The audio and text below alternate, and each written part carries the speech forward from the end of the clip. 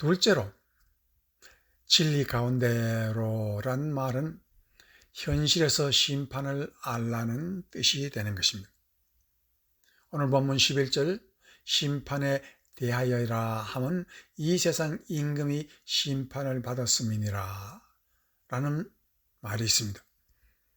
여기서 임금이라는 단어는 가장 높은 자라는 뜻입니다. 아르콘이라고 해서 천하에서 하나님 외에 가장 높은 자라는 곧 사탄을 말하고 있습니다. 그리고 사탄의 종된 존재들을 말하고 있습니다.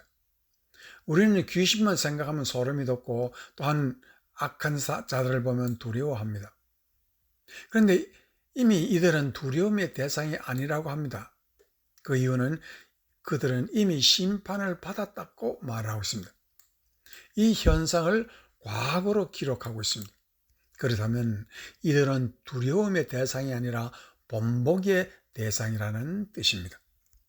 그 이유로 주님은 이렇게 말하고 있습니다. 마태복음 10장 28절에서 31절 말씀에서 몸은 죽여도 영혼은 능히 죽이지 못하는 자들을 두려워하지 말고 오직 몸과 영혼을 능히 지옥에 멸하시는 자를 두려워하라.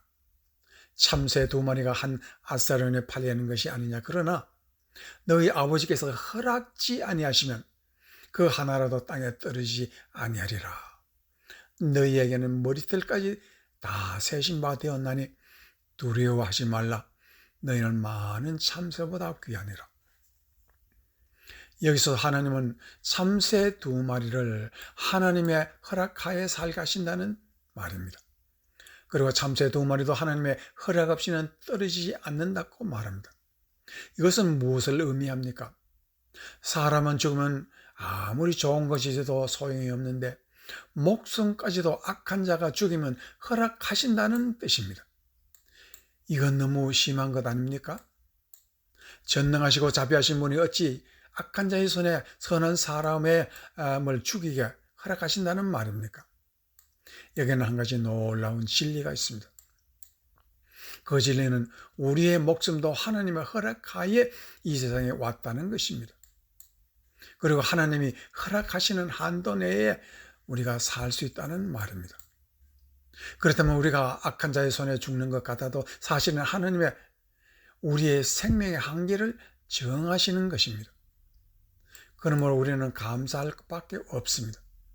우리가 진정 두려워할 것은 악한 자가 우리의 목숨을 빼앗는 것이 두려운 것이 아니라 하나님의 진리를 깨닫지 못하고 내가 하나님의 심판에 들어갈까, 그것이 두려운 것입니다.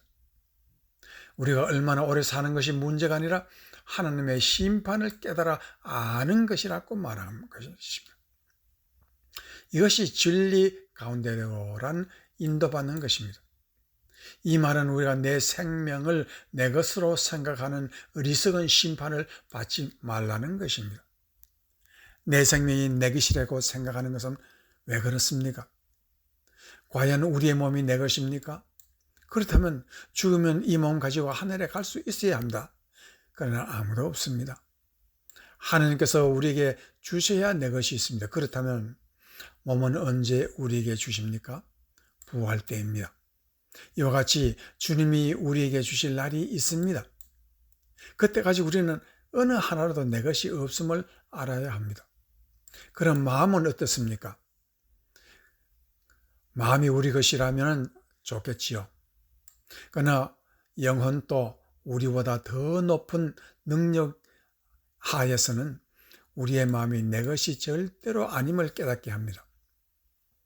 그리하여 우리는 깊은 데서 나는 하나님의 심판 아래 있음을 깨달아야 합니다. 그래서 오직 몸과 영혼을 능히 지옥에 멸하시는 자를 두려워하라 라고 말하고 있는 것입니다. 몸과 영혼이 다 나의 것이 절대 아니라는 것입니다. 그렇다면 우리는 어떻게 살아야 하겠습니까? 디모데전서 6장 7절에서 10절 말씀에 우리가 세상에 아무것도 가지고 온 것이 없음에 또한 아무것도 가지고 가지 못하리니 우리가 먹을 것과 입을 것이 있은즉 족한 줄로 알 것이냐. 부활이야 하는 자들은 시험과 올무와 또 여러 가지 어리석고 해로운 정욕에 떨어지나니 곧 사람으로 침륜과 멸망에 빠지게 하는 것이야.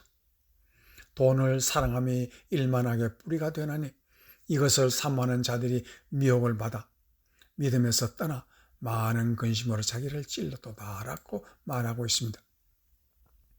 우리에게 먹을 것과 입을 것이 있으면 족한 줄로 알라고 합니다. 간단한 말이지만 그렇게 간단하지가 않습니다. 우리 마음이 그렇게 살고 싶지 않습니다. 왜 그렇습니까? 우리는 하나님의 심판을 모르기 때문입니다.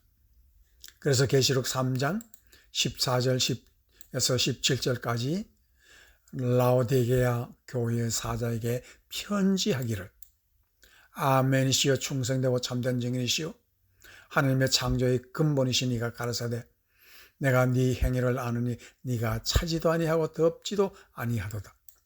네가 차든지 덥든지 하기를 원하노라. 네가 이같이 미지근하여 더울지라도 덥지도 아니하고 차지도 아니하니 내 입에서 너를 토하여 내치리라. 네가 말하기를 나는 부자라 부유하여 부족한 것이 없다 하나 내 공고한 것과 가련한 것과 가난한 것과 눈먼 것과 벌거벗은 것을 알지 못하도다라고 말하고 있습니다. 라오디게아 교회는 부자 교회입니다. 그래서 마음이 교만하고 진리 앞에서 두려운 줄을 모르는 자들입니다. 그 이유는 부자이기 때문입니다. 그런데 사실은 가난하고 맹인이요 벌거벗었다고 말하고 있습니다. 이들은 지금 심판대 앞에서 정나하게 다 드러나 있다는 말씀입니다. 그들이 심판의 대상임을 전혀 모르고 또한 나도 예수를 믿으니 이미 천당은 따놓은 단상이라고 믿는 것입니다. 맹인들입니다. 십자가의 보혈이 공짜라고 정말 그렇게 헐값인 줄 알고 있지만 그렇지 않습니다. 보혈은 심판대에서 목숨을 건져주실 하나님의 신비하신 손길입니다. 그리고 이 교인들은 하나님의 구원의 손길을 민망하게 만들고 있습니다. 그렇기 때문에 하나님 또 이들을 회개하지 아니하면 마지막 심판대 앞에서 지극히 민망하게 하시겠다고 하는 뜻입니다. 우리가 회개의 영을 받지 못하면 영혼이 비대하여 영적 눈이 막히고 귀가 막히고 앞길이 막히고 심판의 두려움이 보이지 않게 됩니다. 이것이 두려운 것입니다. 예수님은 제자들에게 십자가를 지고 따르라고 하십니다. 마태복음 16장 24절에서 26절에서 예수께서 제자들에게 이르시되 아무든지 나를 따라오려거든 자기를 부인하고 자기 십자가를 지고 나를 쫓을 것입니다. 누구든지 제 목숨을 구원코자 하면 잃을 것이요 누구든지 나를 위하여 제 목숨을 잃으면 찾으리라. 사람이 만일 온 천하를 얻고도 제 목숨을 잃으면 무엇이 유익하리요? 사람이 무엇을 주고 제 목숨을 바꾸겠느냐? 이 말씀에서 주의할 것은 자기를 부인하고라는 단어입니다. 부인이라는 말은 베드로가 예수님 앞에서 예수님을 부인할 때 쓰던 그 단어입니다. 그가 얼마나 예수님을 사람들 앞에서 강하게 부인했다는 것을 말하는 단어입니다. 베드로가 강하게 예수를 부인한 것 같이 이제 믿는 모든 자는 자기 자신을 그렇게 강하게 부인해 보라는 것입니다. 나라는 존재는 없다고 부인해 보라는 것입니다. 여기서 사람은 자기 자신이라는 존재의식을 뿌리부터 부인하라는 것입니다. 내가 있다고 할 때에 없는 것이고 내가 일어섰다고 믿으면 넘어질까 조심하라 하였습니다. 오직 내 안에 예수가 계시는 것밖에 뿐이라는 것입니다.